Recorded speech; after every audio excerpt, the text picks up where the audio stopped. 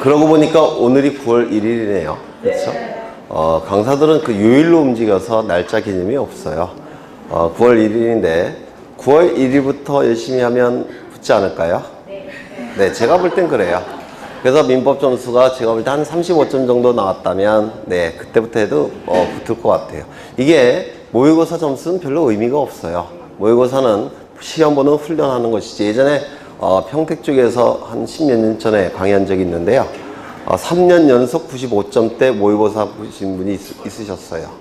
그게 뭘 의미할까요? 3년 연속.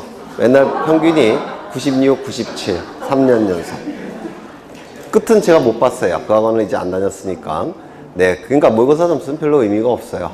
그래서 점수에 연연해 하지 마시고 9월 1일인데 9월 1일 오늘부터 공부하시면 네, 오늘은 이제 토요일이니까 삼겹살 오늘 마지막으로 드시고 토요일이니까 그래서 내일부터 열공하시면 제가 볼 때는 충분히 붙을 수 있는 시험이에요. 1, 2차 다. 뭐 좀 창피한 얘기긴 하지만 아마 우리 강사 중에서 제가 아마 시험을 제일 많이 보고 제일 많이 떨어졌을 거예요. 또 붙기도 제일 많이 붙었을 겁니다. 1차 시험 같은 경우는 아마 제일 많이 붙은 것 같은. 전 많이 보고 많이 붙고 떨어진 경험이 있는데 한 50일이면 절대 그 적은 시간이 아니에요. 예전에 같이 공부한 친구가 30일 남겨놓고 공부 시작했어요. 근데 붙었어요. 30일. 물론 1차만 붙겠죠. 1차 객관식. 객관식은 30일이면 됩니다. 네. 그래서 제가 볼 때는 지금부터 해도 여지까지 한 건 다 무효. 워밍업. 그리고 오늘부터 하는 게 아마 진짜가 되지 않을까 싶어요. 뭐 1차 하는데 정신이 없다. 1차만 보고 싶다라는 생각이 있으시면 9월달, 10월달 자료만 보고 2차는 양을 최소한 아주 압축시켜 놓은 그 9월달, 10월달 자료 그것만 보시고 시험장에 들어가셔도 2차 과목은 제가 볼 때는 합격하실 수 있다고 보여져요. 2차 과목은 나올 게 뻔해요. 기출되는 문제를 보면 거의 똑같아요. 예를 들어서 제가 며칠 전에 법무사 시험과 등기공무원 시험을 분석을 해봤더니 질은 좀 다르지만 출제되는 부분은 정해져 있어요. 똑같아요. 중개사도 마찬가지고. 그래서 그 나오는 부분이 2차 과목은 정해져 있기 때문에 뭐 1차 하는데 정신이 없다 라고 하셔도 2차 과목 9월달 10월달 자료만 보셔도 60점 그 정도 나온 데는 별로 문제가 없지 않을까 싶어요. 그러니까 지금부터 이제 오늘까지만 소주랑 삼겹살 드시고, 물론 저는 매일 먹을 거예요. 오늘도 막걸리부터 시작해서 먹을 계획이 있는데 네, 내일부터 열심히 하시면 돼요. 내일부터 아직은 중개사 시험이 이게 상대평가가 들어오지 않았기 때문에 그렇게 어려운 시험은 아니에요. 여지까지 팽팽 놓으셨고 이제 뭐 지금부터 시작하다 그건 안 되겠죠. 내공이 안 쌓였으니까. 근데 어느 정도 공부가 됐고 학원도 나왔고 그러면 충분히 붙을 수가 있어요. 내공이 쌓인 상태니까. 네. 그러면 이제 247쪽에 저당권 등기 보겠습니다. 65번을 보실 건데요.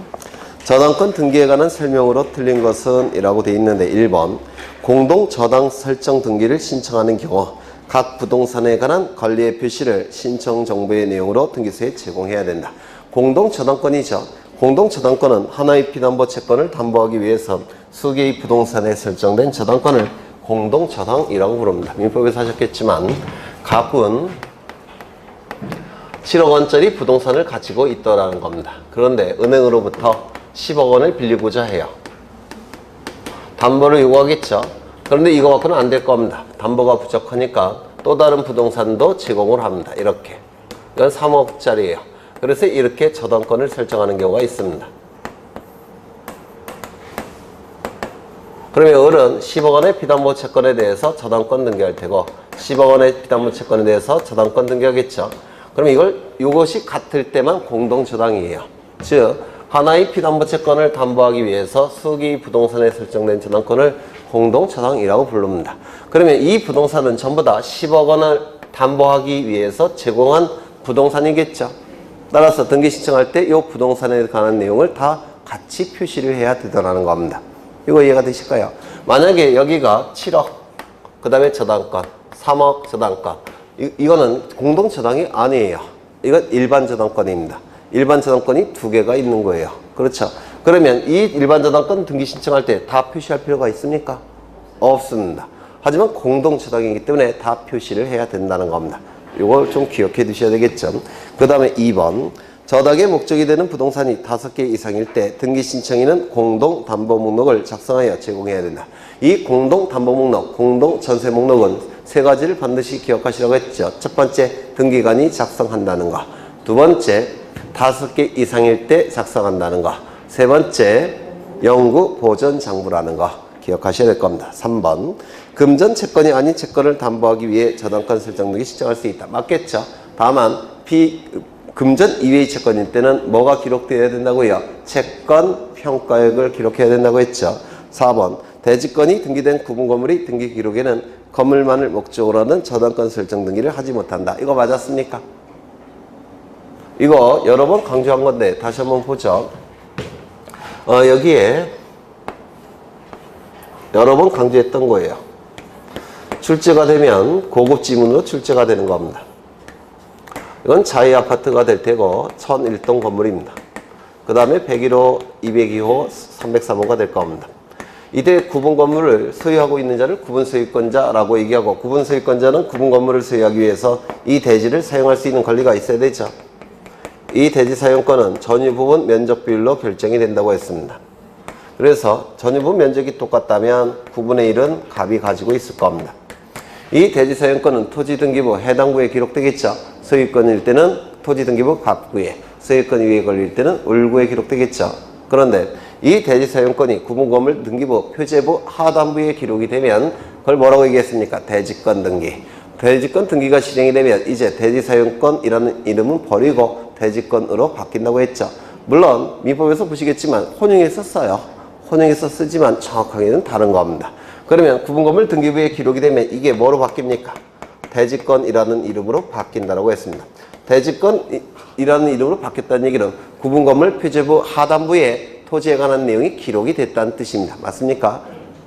표제부 등기니까 단독 신청. 그래서 등기가 실행이 되면 등기관은 토지 등기 기록 해당구에 무슨 등기한다고 했습니까? 대지권 취지 등기를 직권으로 한다고 했습니다. 맞습니까? 그렇죠. 이때 갑은 요 303호를 그 전에 대지권 등기가 실행이 되면 이제 303호 등기 기록을 확인해 보면 여기 표제부가 있을 테고 갑구가 있을 테고 을구가 이렇게 존재할 겁니다. 소유권의 등기 명의는 현재 갑인 상태예요. 그리고 표제부는 상단부, 하단부로 나눠진다고 그랬죠. 상단부는 뭐가 기록된다고요? 건물에 관한 내용이. 정확하게는 전유 부분의 건물의 표시라는 타이틀로 기록된다고 했죠. 전유 부분의 건물의 표시. 하단부는 뭐가 기록이 된다고 했습니까? 대지권의 표시. 대지권의 표시 중에서 가장 중요한 건 뭐죠? 대지권 종류 비율이죠. 맞습니까? 종류 비율. 그러면 대지권의 종류를 예를 들어서 소유권으로 하겠습니다. 그러면 여기에는 뭐라고 기록되겠습니까? 소유권, 대지권, 그리고 비율 9분의 1 이렇게 기록이 될 겁니다. 그러면 이 대지권 등기가 실행이 되면 이제 이 건물 등기부는 이 부분이 무슨 등기부의 기능을 수행한다고 했습니까? 건물 등기부. 그 다음에 하단부는 무슨 등기부의 기능을 수행한다고 했죠? 토지 등기부의 기능을 수행한다고 했는데 기억나실까요? 그러면 303호를 갑이 을에게 소유권 이전 등기를 해주면 이것이 의미하는 바는 뭡니까? 303호가 갑에서 을로 넘어갔다는 뜻이죠. 동시에 소유권이라는 대지권도 9분의 1이 갑에서 을로 넘어갔다는 뜻이죠. 따라서 이 붉은색 부분은 건물 등기부의 기능을 수행할 테고 여기 파란색 부분은 토지 등기부의 기능을 수행합니다. 같이 넘어가는 겁니다. 이걸 대지권의 일체성이라고 말씀을 드렸습니다. 그렇죠. 그러면 이때 갑은 대지권을 자신이 갖고 있으면서 303호만을 을에게 소유권 이전 등기를 해주는 방법이 있을까요? 없을까요? 불가능합니다. 불가능하겠죠. 왜? 같이 공시되니까. 그렇죠. 따라서 이는 불가능해요. 그렇다면 갑은 대지권을 자신이 갖고 있으면서 303호만 을에게 소유권 이전에 가등기 해줄 수 있겠습니까? 가등기는 본등기를 전제로 한다고 했죠. 따라서 이게 안 되니까 안 된다고 했습니다. 저당권 등기 해줄 수 있습니까? 없다고 했죠. 왜냐면 저당권자는 비납부 채권이 변제되지 않으면 저당권 실행할 테고 저당권이 실행된다는 얘기는 임의 경매 절차를 통해서 병력인에게 이전이 된다는 뜻이에요. 소유권이. 따라서 저당권 등기는 뒤에 소유권 이전 등기가 딱 뒤따라 나온 등기라고 했죠. 이게 안 되는 것처럼 이것도 안 된다고 했습니다. 그러면 가압류 가처분 같은 처분 제한 등기는 됩니까? 이것도 안 된다고 했죠. 이 처분 제한 등기도 뒤에 수익권 이전 등기가 뒤따라 나오기 때문에 안 된다고 했습니다. 그러면 갑이 을에게 전세권 등기를 해줄 수 있습니까? 네? 여기에 을에게 전세권 등기 해줄 수 있습니까? 네, 병에게. 이건 가능하겠죠. 왜냐하면 을이 취득한 권리는 뭡니까? 전세권. 소유권은 누가 갖고 있습니까? 갑. 대지권 누가 갖고 있습니까? 갑. 일체성이 깨지지 않습니다. 맞습니까? 그러면 을에게 임차권 등기 해줄 수 있습니까? 이것도 가능하다고 했죠. 을이 취득한 건 임차권. 소유권 누가 갖고 있습니까? 갑이. 대지권도 갑이. 일체성이 유지가 될 겁니다. 그러면 이때 갑은 303호를 자신이 갖고 있으면서 대지권만 을에게 소유권 이전 등기 해줄 수 있습니까? 안 된다고 했죠. 소유권 이전의 가등기는 네? 안 되죠. 그 다음에 저당권 등기는 안 되겠죠. 그 다음에 처분 제한 등기, 가압류 가처분 등기는 안 될 겁니다. 그런데 만약에 대지권이 소유권이 아니라 지상권이 대지권이라고 한다면 지상권 이전 등기 되겠습니까? 따져보죠. 구분건물 소유자 누굽니까? 가. 대지권자 누굽니까? 을. 안 되죠. 지상권 이전 등기 안 되겠죠. 지상권 이전에 가등기 안 되겠습니까? 안 되죠. 지상권에 대한 저당권 등기 되겠습니까? 안 되겠죠. 지상권에 대한 가압류 가처분 등기 되겠습니까? 안 될 겁니다. 그러면 대지권이 지상권이라고 한다면, 아니, 지상권이 대지권이라고 한다면 이 갑이 가지고 있는 9분의 1은 이거죠. 지상권이죠. 맞습니까? 준공유하는 겁니다. 준공유. 이때 소유권자는 따로 있겠죠. 갑은 지상권을 준공유하고 있지 않습니까? 대지권으로. 그럼 소유권자는 따로 있겠죠. 그러면 소유권자가 이 소유권을 을에게 이전 등기 해줄 수 있겠습니까? 요거는 가능하겠죠. 왜냐하면 갑이 지상권이 선순위 아닙니까? 따라서 이 을이 취득하는 소유권은 지상권에 의해 제한을 받는 소유권을 취득하죠. 따라서 여기 갑은 여전히 뭡니까? 지상권자. 지상권을 준공유하고 있죠. 그럼 이거 가능하겠습니까? 이건 가능한 겁니다. 일체성이 깨지질 않아요. 이거 이해가 되실까요? 그래서 보통은 소유권이 대지권일 때 출제를 하지만 요 다른 권리가 대지권일 때는 논의가 약간 달라지는 거 느끼셔야 돼요. 그것도 출제될 수 있으니까. 그 다음에 을에게 여전히 이제 소유권을 하겠습니다. 이게 쉬우니까. 이때 갑은 을에게 지상권 등기 해줄 수 있습니까? 전세권 등기 해줄 수 있습니까? 임차권 등기 해줄 수 있습니까? 지역권 등기는요? 다 됩니까? 누가 그래요? 된다고? 네. 여기 보시면 대지권은 뭐로 존재합니까? 지분에 대한 용의권 설정은 가능합니까? 안 되죠. 이건 대지권의 일체성과 관련이 없어요. 대지권의 개념과 관련이 되어 있는 겁니다. 그렇죠. 이 대지권은 비율로 존재하기 때문에 비율에 대한 지상권, 지역권, 전세권, 임차권은 아까 안 된다고 했죠. 안 되는 겁니다. 이건 허용되지 않습니다. 이건 일체성과 관련이 있는 게 아니라 비율, 지분이기 때문에 안 되는 겁니다. 이거 이해가 되실까요? 그렇다면 101호 소유자부터 303호 소유자 1000원이 한 명이라도 빠지면 안 돼요. 1000원이 을에게 이 등기는 해줄 수 있습니까? 이건 가능하겠죠. 이 1000원이라고 한다면 지분이 아니라 토지 전체죠. 또는 토지 일부일 겁니다. 여기에 대한 지상권, 지역권, 전세권, 임차권 등기는 가능해요. 아까 지분은 안 되지만 토지 자체는 된다고 했죠. 이건 지분이 아니라 뭡니까? 토지 자체에 대해서 하는 겁니다. 따라서 한 명이라도 빠지면 됩니까? 안 됩니까? 안 돼요. 한 명이라도 빠지면 지분이 돼버리니까 안 돼요. 그렇죠? 네. 이건 된다 이렇게 얘기합니다. 그러면 지문을 다시 보시면 대지권이 등기된 구분 건물이 등기 기록에 건물만을 목적으로 하는 저당권 설정 등기 하지 못한다. 맞겠죠?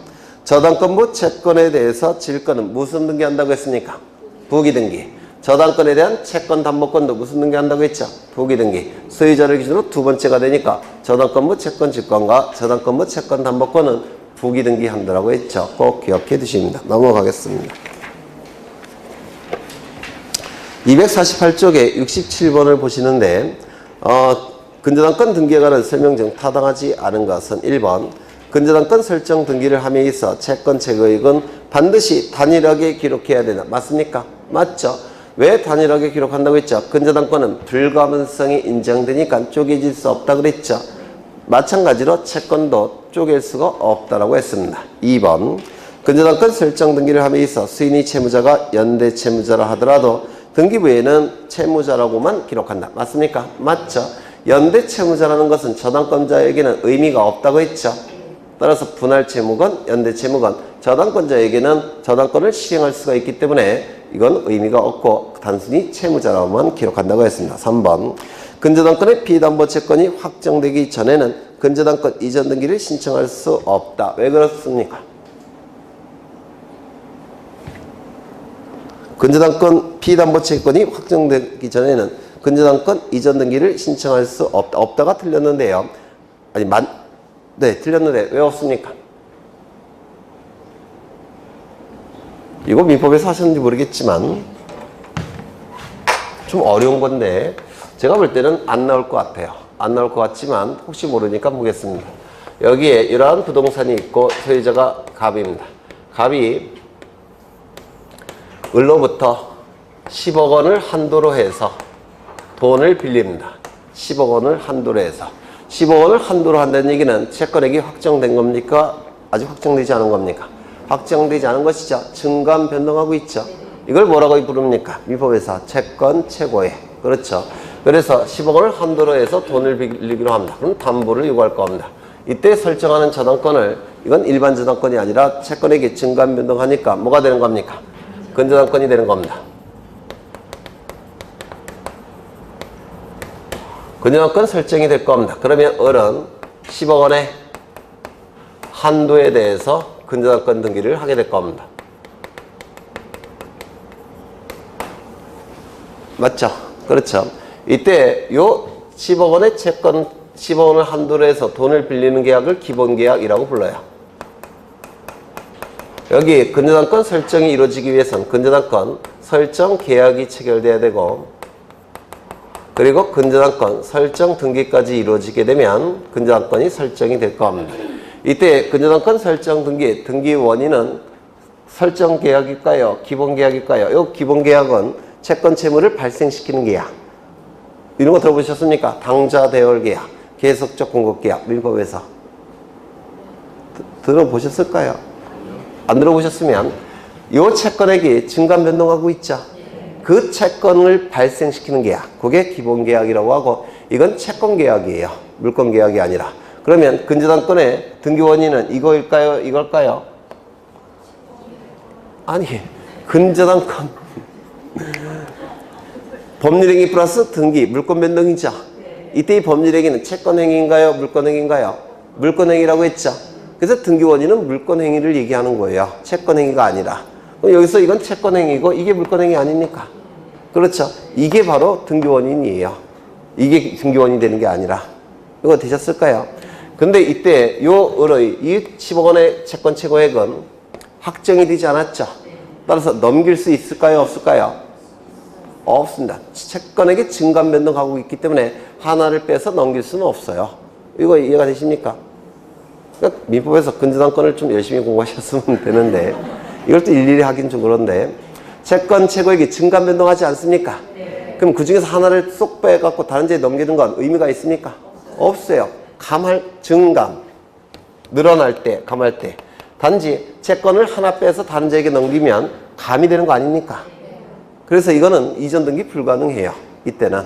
그러면 어떤 걸 해야 되냐면 요 채권 최고의 기본 계약을 요 을이 다른 자에게 양도하는 계약을 체결합니다. 계약 양도라고 불러요. 그러면 이 증감 변동한 채권 채무를 다 넘기는 겁니다. 맞습니까? 그때는 이전 등기가 가능해요. 그러면 기본 계약이 A에게 양도가 되니까 이때 무슨 등기 해야 되겠습니까? 근저당권 이전 등기를 하게 됩니다. 그래서 채권 하나를 넘기는 것은 이전 등기가 불가능해요. 하지만 채권 채무를 다 넘길 수 있는 계약을 양도하게 되면 이때는 근저당권 이전 등기가 가능합니다. 그래서 안 나올 것 같아요. 민법에서 안 하실 테니까. 이걸 민법에서 여러분 시험 범위에 없어요.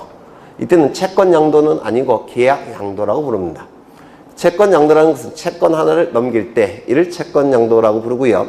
계약 자체를 다 넘길 때 그때 계약 양도라고 얘기합니다. 그래서 이 근저당권 이전 등기는 채권 양도가 이루어질 때는 이 이전 등기가 불가능해요. 하지만 계약 양도가 이루어질 때는 네, 근저당권 이전 등기가 가능합니다.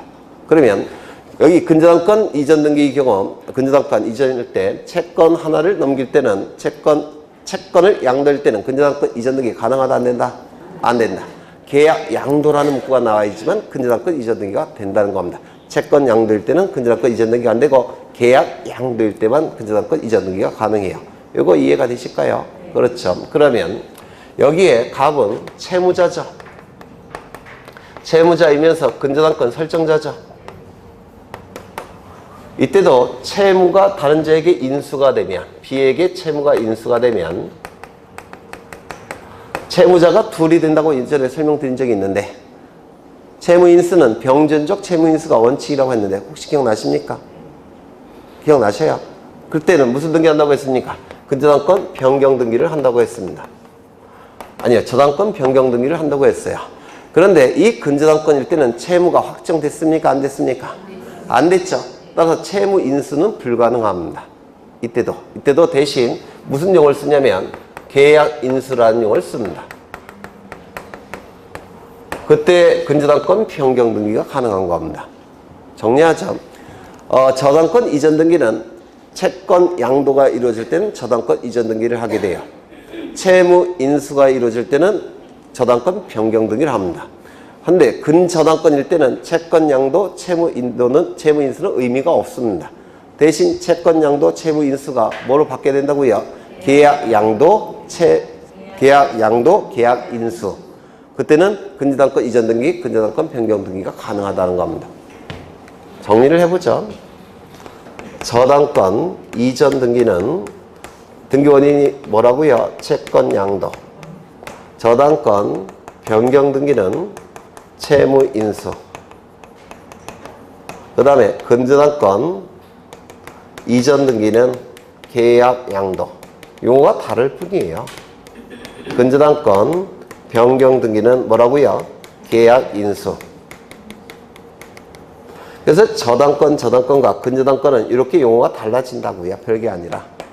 이 내용은 여러분 민법 시험에 없기 때문에 힘들어요. 이게 민법에서 공부한 적이 없으니까.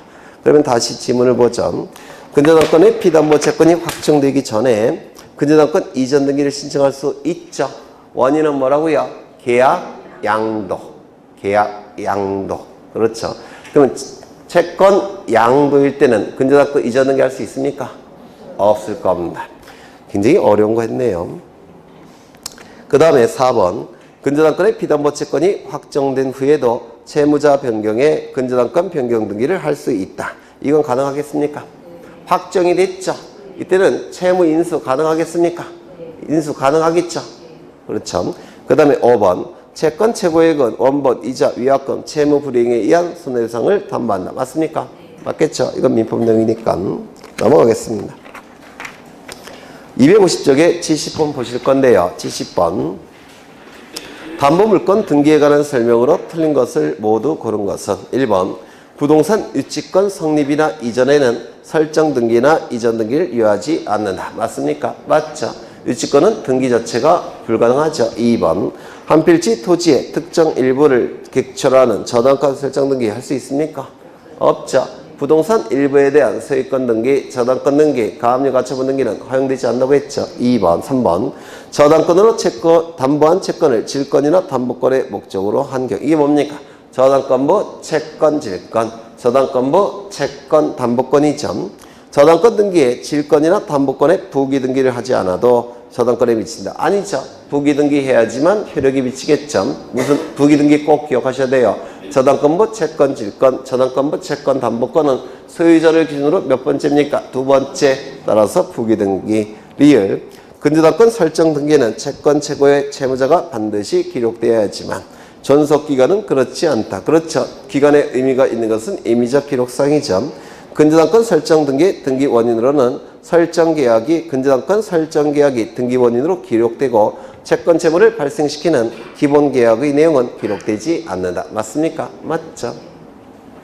그래서 이 근저당권이라는 단어 자체가 무슨 뜻이냐면 요 채권을 발생시키는 계약을 기본 계약이라고 부르는데요. 기본 계약에는 민법에서 하셨겠지만 계속적 공급 계약, 당좌 대여 계약 이런 것들이 보통 근저당권의 기본 계약이 돼요. 이 기본 계약으로부터 기본 계약을 뿌리로 해서 발생하는 채권 채무들을 담보하기 위한 저당권. 이게 근저당권이라는 뜻이에요.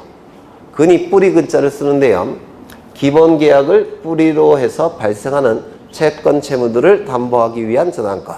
이를 근저당권이라고 부르고 근자가 뿌리 근자를 씁니다. 그냥 기본 근저당권 이렇게만 공부하셨지 왜 근을 붙이는지는 고민 안 해보셨죠? 네? 네. 이거를 뿌리로 해서 발생하는 채권 채무들을 담보하기 위한 저당권, 근저당권 이렇게 얘기합니다.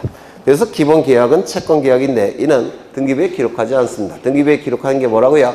물권 계약인 근저당권 설정 계약을 기록하는 겁니다. 그 다음에 넘어가겠습니다. 75쪽을 보시는데요. 75쪽. 각 권리의 75쪽이 아니라 75번, 253쪽에 75번 보겠습니다. 요거 프린트 좀 피시죠. 이게 워낙 중요하니까 다 알고 계시겠지만 확인을 다시 한번 하겠습니다. 어디를 보시냐면 41쪽을 보십니다.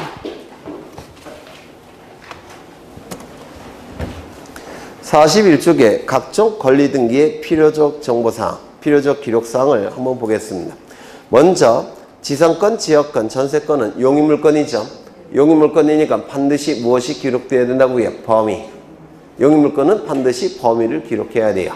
이 용의물권은 부동산 전부뿐만 아니라 일부에도 설정할 수 있죠. 따라서 범위를 반드시 기록해야 되고 또한 전부에 대해서 용익적 권리가 설정이 됐을 때 범위를 어떻게 기록할까요? 전부라고 기록해야 됩니다. 전부. 그래서 범위는 무조건 기록해야 됩니다. 일부일 때는 어느 지점부터 어느 지점까지, 전부일 때는 전부. 전부일 때도 범위는 반드시 기록해야 되는 거 기억하셔야 되고, 두 번째, 지상권은 범위, 용의물권이니까 범위는 기록돼야 되고 목적이 정해져 있죠. 목적이 정해져 있으니까 목적을 기록해야 돼요. 수목의 소유 목적인지 건물 기타 공정물의 소유 목적인지 목적을 기록해야 되고, 그리고 요역지를 표시해야 되죠. 그렇죠. 설정 등기 기록에는 무엇이 기록돼야 됩니까? 아니요. 승역지 등기 기록에는 무엇이 기록돼야 됩니까? 요역지 표시. 요역지 등기 기록에는 뭐가 표시되죠? 승역지 표시. 그래서 요역지와 승역지를 보통 표시를 하게 돼요. 그 다음에 지역권 등기도 용의물권이니까 범위. 그 다음에 목적이 정해져 있죠. 통행을 목적으로 한다면 통행. 용수를 목적으로 한다면 용수. 조망을 목적으로 한다면 조망. 그 다음에 금방 한 거네. 네. 지상권을 잘못 얘기했나? 다시요. 지상권은 목적과 범위, 지역권은 목적, 범위, 요역지, 승역지, 표시. 그렇죠. 승역지 등기 기록에는 무엇이 요역지 표시가, 그 다음에 요역지 등기 기록에는 승역지 표시가. 그렇죠. 그 다음에 전세금은 용의물권이니까 범위가 기록돼야 되고, 이 전세권은 목적이 따로 있습니까? 없죠. 전세권은 그 부동산의 용도에 쫓아 사용수익하는 권리이기 때문에 용도에 쫓기만 하면 다 사용수익할 수가 있어요. 목적이 따로 없죠. 대신 전세금이 성립요소이기 때문에 전세금을 기록해야 되죠. 그 다음에 저당권 등기에는 무엇이 기록돼야 됩니까? 누가 빌려갔는지 채무자, 얼마를 빌려갔는지 채권에, 그리고 다른 담보물권도 누가 빌려갔는지 채무자, 얼마를 빌려갔는지 채권에. 담보물권은 채무자, 채권액을 반드시 기록해야 됩니다. 임차권 등기의 경우에는 차임을 기록해야 되죠. 그런데 이 임차권은 물권입니까? 아닙니까? 아니죠. 따라서 처분 권한 능력이 반드시 필요는 없습니다. 그래서 처분 권한이 없는 자도 임차권은 설정해 줄 수가 있고, 임차인 입장에서는 처분 권한이 없는 자가 설정을 해줬다는 것을 알아야 되니까 처분 권한 능력이 없는 자가 임차권을 설정해 줬을 때는 그것도 표시를 해야 됩니다. 그 다음에 이 임차권은 좀 중요한 게 있는데, 이런 거 들어보셨습니까? 채권적 전세. 물권적 전세. 이런 거 혹시 들어보셨습니까? 민법에서. 네? 안 들어보셨어요? 여러분이 민법에서 공부하신 전세권은 전세권 설정 계약이 있고 전세금이 수수되고 전세권 등기까지 이루어지면 전세권이 발생하죠. 그게 물권적 전세예요. 그게. 그런데 채권적 전세라는 게 있는데 여러분이 아파트 사실 때 뭐 저도 그렇고 전세 산다 이렇게 얘기하죠. 그게 채권적 전세라고 얘기합니다. 그러면 물권적 전세와 채권적 전세의 차이점은 뭘까요? 이건 등기를 갖추는 것이고 이거는 등기를 갖추지 않는 겁니다. 이건 등기 갖추는 것이고 등기 갖추지 않는 것이고. 그러면 물권적 전세권 같은 경우는 첫 번째, 그 부동산을 점유해서 그 용도에 쫓아 사용 수익할 수 있죠. 이게 뭡니까? 용익물권성. 그 다음에 전세권이 소멸되었을 때 전세금 반환 채권에 대해서 부동산 전부로부터 우선 면제받을 수 있죠. 그게 뭡니까? 담보물권성. 그래서 이 물권적 전세는 담보물권성이 있습니다. 근데 이 채권적 전세는 전세권 등기를 갖추지 못하기 때문에 담보물권성이 없어요. 용도에 쫓아 사용 수익만 할 수가 있어요. 이렇게 차이가 있습니다. 형식적 차이는 등기를 갖추지 않는 것, 등기를 갖추는 것. 내용상 차이는 담보물권적 성질이 없는 것, 담보물권적 성질이 있는 것. 여러분들이 보통 아파트 살 때 그건 이걸 얘기하는 겁니다. 채권적 전세. 이 채권적 전세는 법적 성질이 임대차라고 불러요. 임대차라고 얘기합니다. 임대차. 그래서 보통 아파트 전세 살 때 집주인이 임대차 등기 해줍니까? 안 해줍니까? 안 해주죠. 그런데 해주는 경우도 있을 수 있겠죠. 예를 들어서 건물에 대해서 임차인이 예를 들어서 은행입니다. 은행 지점이에요. 아니면 자동차 직영점입니다. 그러면 금액 자체가 커지죠? 안 커져요? 그러면 그 은행은 지점을 개설하려고 건물주와 임대차 채권적 전세를 체결하고자 해요. 그러면 그때는 집주인이 아니 건물주가 등기해줘야 될 겁니다. 아마도. 그렇죠. 금액이 커지니까. 그렇죠. 그래서 등기가 이루어지는 경우도 있어요. 그런데 이 채권적 전세 같은 경우는 이렇게 둘로 나눠져요. 온전세. 이건 뭡니까? 보증금 10억, 전세금 10억. 또 뭐가 있습니까? 반전세. 보증금 10억에 월세 100만 원. 이렇게 둘로 나눠질 겁니다. 그래요? 안 그래요? 그렇죠. 그러면 이때는 이게 보증금이고 이게 뭡니까? 차임. 요걸 등기해야 됩니다. 차임을. 그런데 이 경우는 차임이 있습니까? 없습니까? 없죠. 그러면 차임을 기록하지 않습니까? 임대차는 반드시 차임이 기록돼야 돼요. 그럼 뭘 기록해야 될까요? 보증금을 기록합니다. 이때는. 그래서 이 보증금은 차임은 여기서 뭐가 나옵니까? 이자. 이자가 달달이 나오죠. 이자가 차임의 역할을 수행하기 때문에 보증금을 기록해야 돼요. 물론 보증금도 있고 월세도 있을 때는 월세를 기록하지만 보증금만 있을 때, 즉 전세금만 있을 때는 뭐만 기록한다고요? 전세금. 이걸 기록하는 겁니다. 이거 이해가 되실까요? 이게 올해 법무사 시험에 나왔습니다. 이것도 좀 보시고요. 그 다음에 나머지 물건들은 담보물건이니까 누가 빌려갔는지 채무자, 얼마를 빌려갔는지 채권액을 기본적으로 기록해야 되고, 전세권부 저당권, 지상권부 저당권의 경우 전세권, 지상권도 표시해야 되겠죠. 10억 원의 채권 담보권은 10억 원의 채권도 표시해야 되겠죠. 그래서 권리가 표시되는 경우도 있습니다. 그러면 문제를 보겠습니다. 75번의 기억, 지상권. 지상권은 목적과 범위를 기록하죠. 지료는 필요적 기록사항입니까? 아니죠. 임의적 기록사항. 2번. 지역권. 지역권은 범위와 뭘 기록합니까? 목적. 그 다음에 유역지 표시. 맞죠? 이건 승역지 등기부에는 유역지를 표시한다고 했습니다. 그 다음에 전세권은 범위와 전세금. 맞죠? 임차권은 차임. 그 다음에 저당권은 채권에. 그래서 어디가 맞았습니까? 니은 디귿이 맞았죠. 왼쪽에 보시죠. 왼쪽 252쪽에 거기 표가 나와 있죠. 그러면 임의적 기록상 아까 제가 말씀을 드렸어요. 첫 번째 약정이란 문구가 있다든지 아니면 특약이란 문구가 있다든지 아니면 뭐가 있다고요? 계약, 합의라는 문구가 있다면 이건 뭐라고요? 임의적 기록상. 반드시 뭐가 필요하다고요? 근거이죠. 언제나 무슨 등기한다고요? 부기등기. 기억나십니까? 그렇죠. 그 다음에 왼쪽에는 필요적 기록사항이 있는데 금방 여기 보신 거예요. 요약 노트에서. 그 다음에 보존등기도 꼭 외워두셔야 합니다. 보존등기. 소유권 보존등기는 근거조항을 반드시 기록해야 돼요. 근거조항이 뭐냐면 보존등기 신청은 4시 신청할 수 있죠. 첫 번째, 대장의 최초의 소유자로 등록된 자, 그 상속인, 그 밖에 포괄승계인은 보존등기 신청할 수 있죠. 맞습니까? 그 규정은 우리 부동산등기법 제65조 제1호에 규정되어 있습니다. 두 번째, 확정 판결에 의해서 소유권을 증명한 자도 보존등기 신청할 수 있죠. 이 조항은 65조 제2호에 규정되어 있어요. 세 번째 뭡니까? 수용에 의해서 소유권을 취득하는 자도 보존등기 신청할 수 있죠. 이것은 65조 제3호에 규정되어 있습니다. 특별자치도지사, 시장, 군수, 자치구청 확인에 의해서 소유권 증명한 자도 보존등기 신청할 수 있죠. 이는 65조 제4호에 규정되어 있습니다. 따라서 무엇에 근거해서 보존등기 신청하는 것인지 65조 제1, 2, 3, 4호 중에서 하나를 기록해야 된다는 겁니다. 이거 기억하셔야 되고, 등기원인과 날짜는 기록하지 않는다는 거 엄청 여러 번 했죠. 네. 그래서 넘어가겠습니다. 그 다음에 이제 표제부 등기를 보실 텐데, 표제부 등기 257쪽을 보십니다. 257쪽. 257쪽에 거기 5번이 나와 있는데 토지 합필 등기라는 게 있습니다. 합필 등기.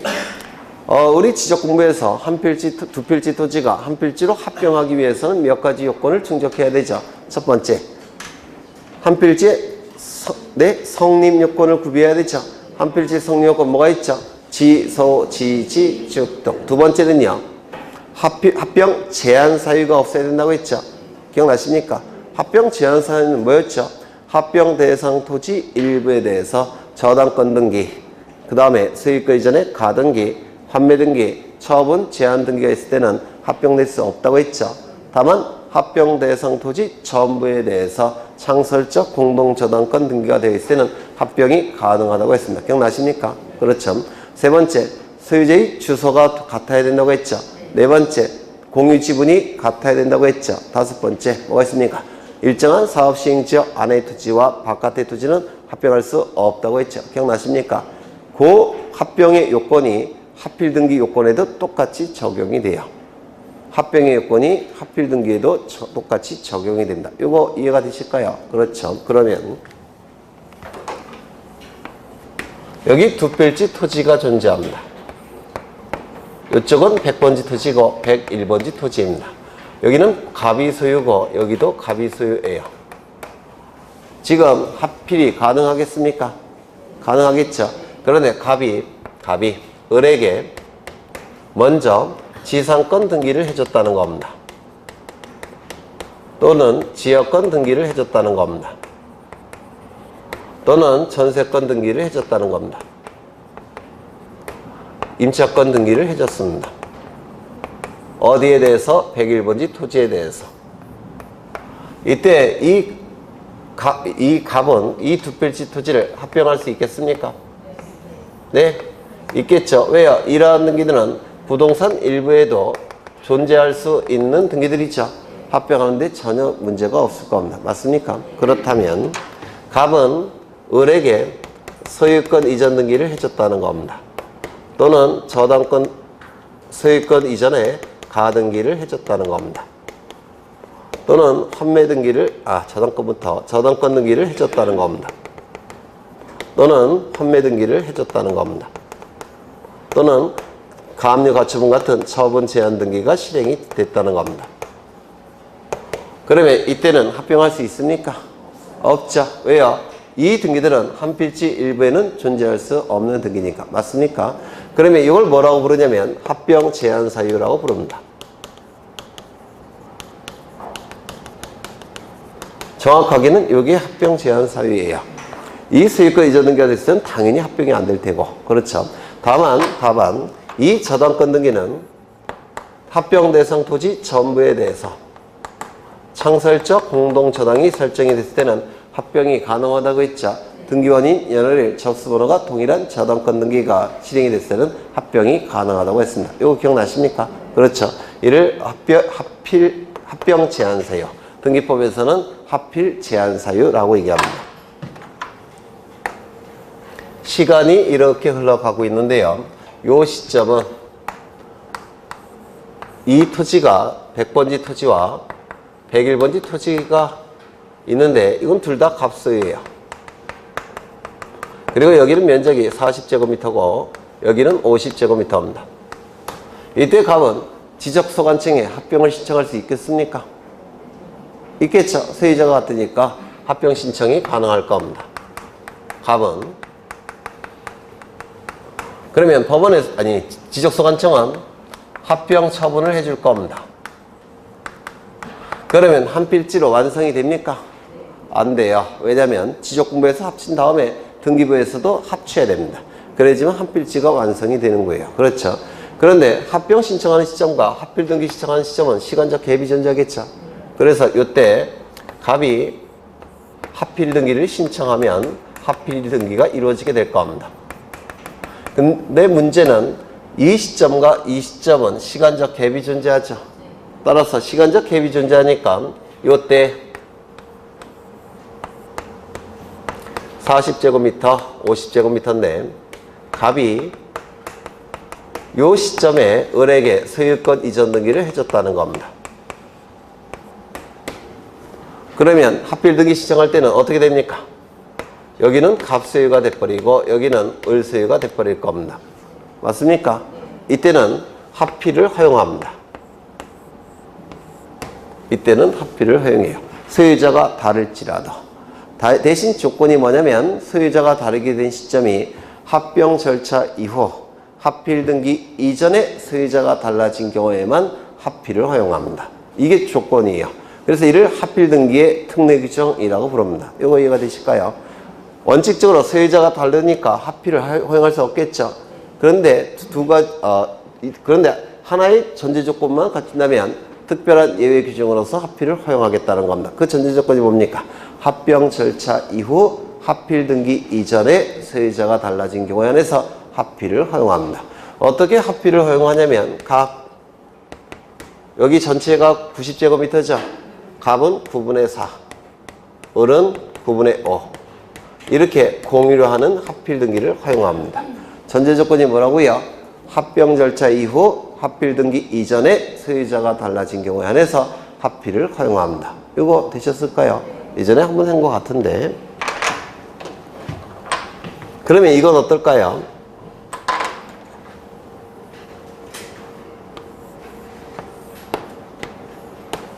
여기는 100번지, 여기는 101번지 될 테고 40, 50이 될 겁니다. 여기는 갑, 여기는 똑같이 갑이에요. 그런데 이 갑이 을에게 소유권 이전의 가등기, 그 다음에 또 뭐가 있을까요? 저당권 등기, 판매 등기, 처분 제한 등기를 했더라는 겁니다. 원칙적으로 이러한 등기는 합필 제한 사유죠.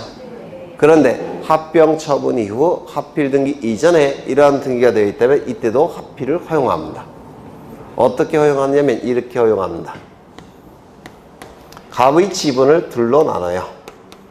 둘로 나눠서 지금 요 101번지 토지에 해당되는 부분만 을의 이러한 등기가 존재한 거죠.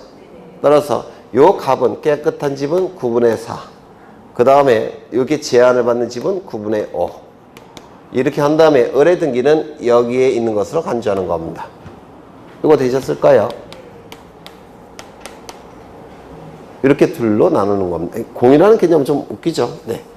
공이라는 개념이 안 나옵니다. 이렇게 합필을 허용합니다. 이거 이해가 되실까요? 어려운가요? 그래서 안 하려고 했는데 이건 어떨까요? 여기 두 필지 토지가 존재합니다.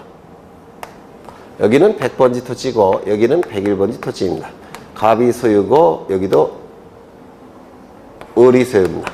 갑이 을에게 지역권을 설정해 줍니다. 그래서 통행지역권이 설정이 되는데 여기가 통행로가 개설이 됩니다. 그러면 이 부분을 뭐라고 부릅니까? 승역지. 이 부분은 요역지. 이렇게 될 겁니다. 맞습니까?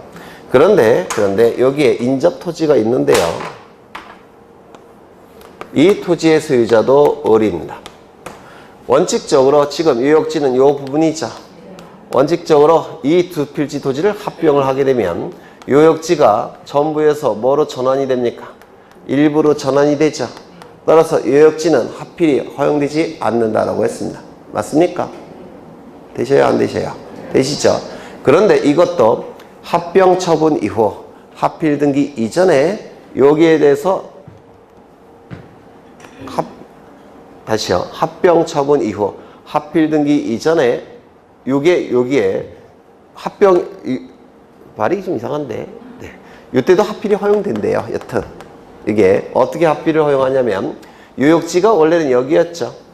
전체에 대한 유역지로 하면서 하필을 허용하는 겁니다. 요게 전체를 유역지로 하면서 하필을 허용합니다. 언제요? 합병 처분 이후 하필 등기 이전에 요것도 하필을 허용한다는 겁니다. 요것도. 네. 이건 안 나올 것 같아요. 지문을 한번 보죠. 5번. 토지 하필 등기에 관한 설명이다. 타당하지 아니하는 것은 1번. 공간 정보의 구축 및 관리에 관한 법률에 따른 합병의 대장 정리 후 하필 등기 전에 저당권이 설정된 경우 지분에 대한 저당권으로 하는 하필 등기를 시정할 수 있다 없다? 있다. 2번.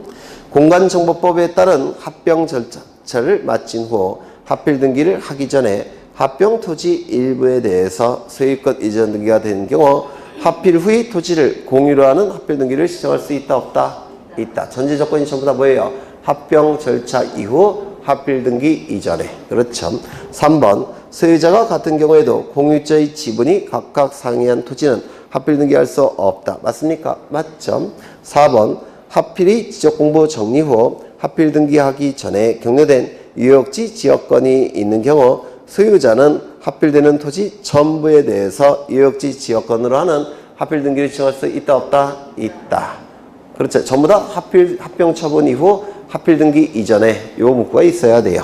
그 다음에 5번. 갑 토지의 저당권 설정 등기를 한 후 동일한 채권에 대하여 추가 계약을 하고 을 토지에 추가로 저당권 등기를 한 경우 동일한 저당권 등기이므로 갑을 토지의 하필 등기는 할 수 있다. 맞았어요? 틀렸어요?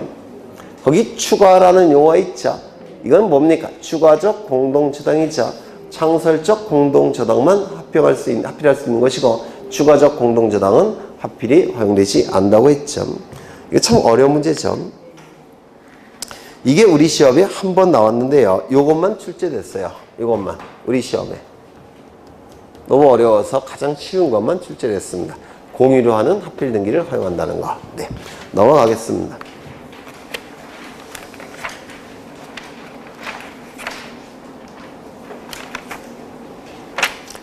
(9번을) 한번 보죠. 259쪽에 9번.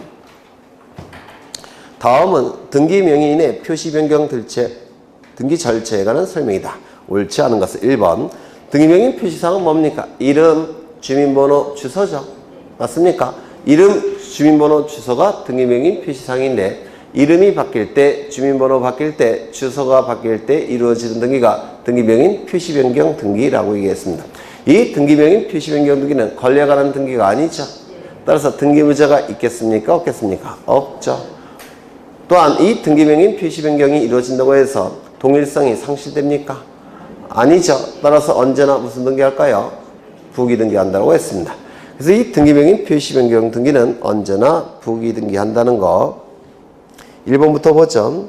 등기명의 주소가 수차례에 걸쳐 이전된 경우 중간에 변경 사항을 생략하고 최종 주소지로 변경 등기를 할 수 있다. 맞았을까요? 틀렸을까요? 한 번도 본 적은 없겠지만. 구태여 옛날 살던 집 주소를 기록할 이유가 있겠습니까? 없겠죠. 그래서 맞는 지문입니다. 2번. 소유권 이전 청구권 보존을 위한 가등기를 신청할 경우 등기관은 그 첨부된 정보에 의하여 직권으로 등기명의 표시 변경 등기를 할 수 있다. 원칙적으로 등기 주소 증명 정보나 주민등록 증명 정보는 누구만 등기소에 제공하는 겁니까? 등기 관리자만 제공하는 거죠. 맞습니까? 등기부에 기록되는 자는 등기 관리자니까 주소 증명 정보나 주민등록 증명 정보는 등기 관리자만 제공합니다. 맞습니까? 그런데 예외적으로 소유권 이전 등기를 신청할 때만큼은 누구도 주소증명정보는 첨부한다고 했습니까? 등기 의무자도. 기억나실까요? 소유권 이전 등기 신청할 때는 등기 의무자는 주소증명정보를 제출하고 등기 관리자는 주소증명정보와 주민등록증명정보를 등기소에 제출하게 됩니다. 맞습니까? 물론 국가기관이 개입할 때는 소유권 이전 등기일지라도 등기부자는 주소증명정보를 첨부하지 않는 경우도 있어요. 하지만 원칙은 소유권 이전 등기를 신청할 때는 등기부자도 주소증명정보를 첨부해야 될 겁니다. 그런데 이 주소증명정보는 보통 주민등록표 등초본이 될 텐데 이때 등기 의무자가 권리를 취득할 때의 주소와 등기 의무자로 전환됐을 때의 주소가 다를 수 있다고 했죠. 그러면 그 다른 것은 어떻게 됩니까? 각하가 된다고 했죠. 그런데 소유권 이전 등기를 신청할 때는 주소 증명 정보가 첨부가 되기 때문에 등기관은 각하할 필요가 있다고 했습니까? 없다고 했습니까? 기억나셔요? 안 나셔요? 안 나시나 보네. 시간을 좀 아끼려고 했는 건데. 여기에 이러한 부동산이 있습니다. 소유자가 갑이에요. 갑이 을과 매매 계약을 체결합니다. 소유권 이전 등기까지 이루어지게 되면 이때 소유권은 갑에서 을로 변동이 될 겁니다. 그러면 등기부에는 이렇게 기록이 될 거예요. 1번 소유권 보존 갑, 그 다음에 2번 소유권 이전 을 이렇게 기록이 될 겁니다. 이때 이 등기 관리자는 주소와 주민등록이 같이 기록이 돼야 되겠죠. 맞습니까? 따라서 주소 증명정보와 주민등록 증명정보를 첨부하는 겁니다. 여기에 해당되는 게 주민등록표 등초본이 될 겁니다. 그래서 원칙적으로 누구만이 첨부하는 겁니까? 등기 관리자만 첨부한다고 했죠. 그런데 이 소유권 이전 등기를 신청할 때만큼은 등기 의무자도 무권리자의 처분 행위를 방지하기 위해서 등기 의무자도 뭘 첨부한다고 했습니까? 주소 증명정보를 첨부한다고 했습니다. 이거 기억이 나실까요? 그렇죠. 잘못했네. A로 하죠. A. 여기 A로 하고 여기 갑으로 하고 그 다음에 여기 3, 그 다음에 을로 하겠습니다. 이렇게. 그 다음에 소유권 이전 등기 을. 여기도 마찬가지로 주소 증명정보 첨부하고 주민등록 번호를 기록할 겁니다. 이때 등기 의무자는 뭐도 첨부한다고요? 주소 증명정보를 첨부한다고 그랬죠. 맞습니까? 그렇죠. 그런데 이 갑이 요 부동산을 A로부터 취득할 때는 주소지가 어디였냐면 서울이었습니다. 그런데 이렇게 등기를 신청할 때는 주소지가 서울이었는데 이렇게 등기 신청할 때는 주소지가 경기도로 바뀌었다는 겁니다. 이렇게 바뀌었습니다. 그러면 등기를 신청할 때 요 갑은 주소지가 어디가 됩니까? 경기도죠. 맞습니까? 그런데 등기부에는 어디로 기록이 되어 있습니까? 서울로 기록이 되어 있죠. 갑이 주소지가 서울로 기록되죠. 그러면 신청 정보의 내용과 등기부의 내용이 일치하지 않을 때는 원칙이 어떻게 되는 겁니까? 각하가 되는 겁니다. 맞습니까? 그런데 이때 이 소유권 이전 등기 신청할 때는 등기 의무자는 뭘 첨부합니까? 주소 증명 정보를 첨부하죠. 주민등록표 등초본을 얘기하는 겁니다. 그러면 주민등록표 등초본에는 요 이사간 곳이 다 기록되죠. 갑이 어디서 어디로 이사 왔습니까? 서울에서 경기도로 전입신고한 거 기록이 되어 있겠죠. 그러면 구태여 이때는 각할 필요가 있겠습니까? 없더라는 겁니다. 이거 이해가 되실까요? 네. 그러면 거기 윗문제가 바로 그건데요. 18번을 먼저 보죠. 18번. 등기 신청 시 제출한 주소를 증명하는 정보에 의하여 등기 의무자의 주소가 변경된 사실이 명백히 나타나는 때에 등기관이 직권으로 등기명인 표시 변경 등기를 하도록 하는 경우는 이때 각하할 필요가 없다고 그랬죠. 각하할 필요 없이 무슨 등기관이 어떻게 하냐면 이렇게 합니다. 3번 이때가 되겠죠. 2의 1번 1번 소유권의 등기 명의 표시 변경 그리고 주소지가 여기에는 서울로 되어 있을 텐데 여기는 뭐로 고친다고요? 경기도로. 그러면 이제 여기 경기도로 바뀌었죠. 그러면 각하할 필요가 있습니까? 각하할 필요가 없겠죠. 그래서 이 등기를 등기관이 직권으로 한다는 겁니다. 직권으로 등기한 다음에 이제 소유권 이전을 이렇게 기록을 하더라는 겁니다. 요게 예전에 강조를 드린 적이 있는 것 같은데 유학집할 때. 그러면 다시 지문을 보시면 등기 신청 시 제출한 주소를 증명하는 정보에 의하여 등기물의 주소가 변경된 사실이 명백히 나타날 때는 등기관이 직권으로 등기명의 표시 변경 등기를 하는데 이제 각하하지 않기 위해서 그게 무슨 등기라고요? 소유권 이전 등기를 신청하는 경우. 그렇죠. 그러면 9번을 다시 보시면 소유권 이전 청구권 보존을 위한 가등기를 신청할 경우 등기관은 그 첨부된 정보에 의하여 직권으로 등기명인 표시 변경 등기를 할 수 있다. 맞았습니까? 틀렸습니까? 틀렸습니다. 왜요? 소유권 이전 등기를 신청할 때만 주소 증명 정보가 첨부되죠. 소유권 이전 등기와 소유권 이전 가등기는 같은 등기예요? 다른 등기예요?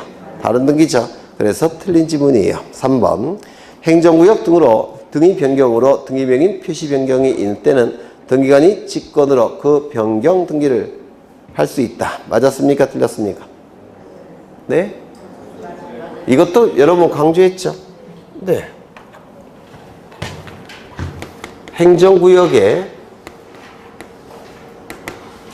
행정구역이나 행정구역의 명칭 변경은 법령에 의해서 바뀌는 거라고 했죠. 법령에 의해서 바뀌는 겁니다. 따라서 이 법령이 효력이 발생하는 시점에 바뀐 것으로 간주한다고 했죠. 이때 행정구역 명칭이나 행정구역이 기록되는 등기는 뭐가 있을까요? 표제부에 부동산 표시사항, 여기에 소재지로 행정구역이 기록이 되겠죠. 맞습니까? 그 다음에 등기명인 표시사항, 여기 주소지로 기록이 되죠. 그래서 이 행정구역이나 행정구역이 변경이 될 때는 법령에 의해서 바뀌는 건데 법령의 효력이 발생하는 시점에 이 부동산 표시사항의 소재지, 등기명인 표시사항의 주소가 바뀐 것으로 간주합니다. 바뀐 것으로 간주가 되고 나중에 소유자나 등기관이 발견했다면 나중에 변경 등기를 할 수가 있는 겁니다. 이때 이 변경 등기는 가장 이해관계가 많은 자는 소유자니까 소유자의 신청에 의해서 이루어질 수도 있고 등기관이 직권으로 할 수도 있다고 했죠. 네, 이걸 얘기하는 거예요. 네. 그러면 지문을 다시 보시면 행정구역 등의 변경으로 등기명인 표시에 변경이 있는 경우 등기관이 직권으로 변경 등기할 수 있다. 맞겠죠? 물론 신청도 가능합니다. 소유권의 등기명인의 신청도 가능해요. 그 다음에 4번 멸실 등기를 신청하는 경우 등기명인 표시 변경 사실을 증명하는 정보를 첨부하고 변경 등기 신청을 생략할 수 있겠습니까? 이건 한 번도 한 적은 없지만 상식으로 생각하시면 돼요. 멸실 등기는 뭐죠? 부동산이 없어졌을 때 하는 등기죠. 그러면 구태여 멸실 등기 할 텐데 등기명인 표시 변경 등기를 할 필요가 있겠습니까? 없을 겁니다. 그래서 생략할 수 있다 이렇게 얘기합니다. 등기명인 표시 변경 등기는 언제나 부기 등기고 단독 신청이라고 했죠. 네, 그래서 정답은 2번이에요. 넘어가겠습니다. 잠시 쉬었다 하겠습니다.